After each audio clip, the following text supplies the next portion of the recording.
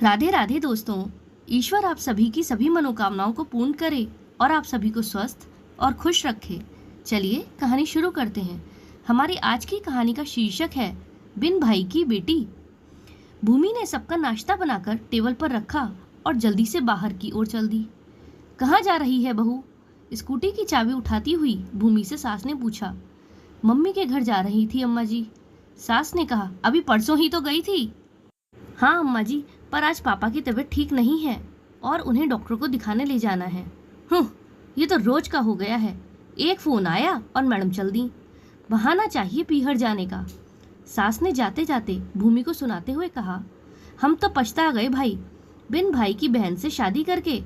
सोचा था चलो बिना भाई की बहन है तो क्या हुआ, अरे कोई तो इसे ब्याहेगा। इसीलिए इसके माँ बाप पर तरस खाकर अपने बेटे का ब्याह इससे कर दिया।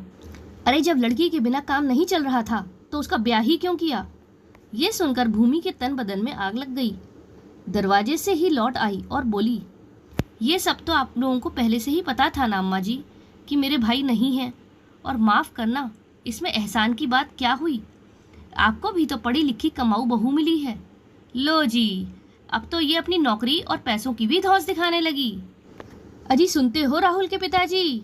सास बहू की खटपट सुनकर बाहर से आते हुए ससुर जी को देखकर सास बोली, पिताजी मेरा ये मतलब नहीं था। अम्मा जी ने बात ही ऐसी की कि मेरे मुंह से भी निकल गया। भूमि ने स्पष्ट किया।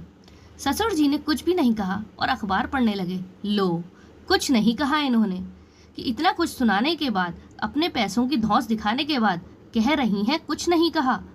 अरे लड़के को पैदा करो, उसके लिए रात रात भर जागो, उसकी गंदगी साफ करो, पढ़ाओ लिखाओ, शादी करो, और फिर बहुओं से ये सब सुनो। कोई लिहाज ही नहीं रहा छोटे बड़े का। सास ने आखिरी अस्त्र फेंका और पल्लू से आंखें पोंछने लगीं। बात बढ़ती देखकर राहुल बाहर आ गया और बोला, ये सब क्या हो रहा है अम्मा? अम्मा गुस्से में मुंह बनाते हुए बोली, अपनी चहेती से ही पूछ ले। राहुल ने गुस्से में भूमि को देखा और बोला, तुम अंदर चलो।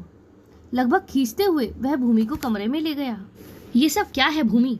अब ये रोज रोज की बात हो गई है। भूमि ने कहा, मैंने क्या किया है राहुल? बात अम्मा जी ने ही शुरू की है। क्या उन्हें नहीं पता था कि मेरे कोई भाई नहीं है? इसीलिए मुझे तो अपने मम्मी पापा को संभालना ही पड़ेगा। भूमि ने रुआसी होकर कहा, वो सब तो ठीक है, पर वो मेरी माँ है। बड़ी मुश्किल से पाला है उन्होंने मुझे। माता पिता का कर्ज उनकी सेवा से ही उतारा जा सकता है। अरे सेवा ना सही, तुम उनके साथ जरा अदब से ही बात कर लिया करो। अच्छा, एक बात बताओ राहुल, बाहर हुई सारी बातचीत में तुम्हें मेरी बेअदबी कहाँ नजर आई? राहुल बोला, तुम्हें ये नौकरी वाली बात नहीं कहनी चाहिए थी।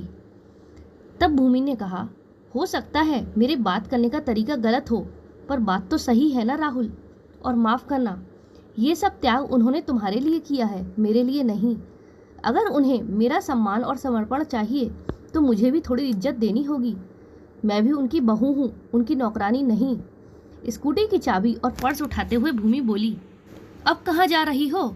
कमरे से बाहर जाती हुई भूमि से राहुल ने गुस्से में पूछा। जिन्होंने मेरी गंदगी धोई है, मेरे लिए रात रात भर जागे हैं, मुझे नौकरी लायक बनाया है, उनका कर्ज उतारने। भूमि ने गर्व से ऊंची आवाज में कहा और स्कूटी स्टार्ट करके चल दी। और परिवार के सभी लोग उसे जाते हुए देखते रहे, क्योंकि इस बात का इनमें से किसी के पास कोई जवाब नहीं था। दोस्तों, आज के समाज में अनेक लड़कियां हैं जो अपने माता पिता की इकलौती बेटी होती हैं, और इसीलिए उनकी मजबूरी भी हो जाती है कि वे अपने माता पिता का ध्यान रखें। ऐसे में ससुराल वालों को उनका सपोर्ट करना चाहिए, ना कि उन्हें अपने माता पिता से सेवा करने का ताना देना चाहिए। क्योंकि अगर बेटा अपने माता पिता की सेवा कर सकता है तो एक बेटी अपने माता पिता की सेवा क्यों नहीं कर सकती?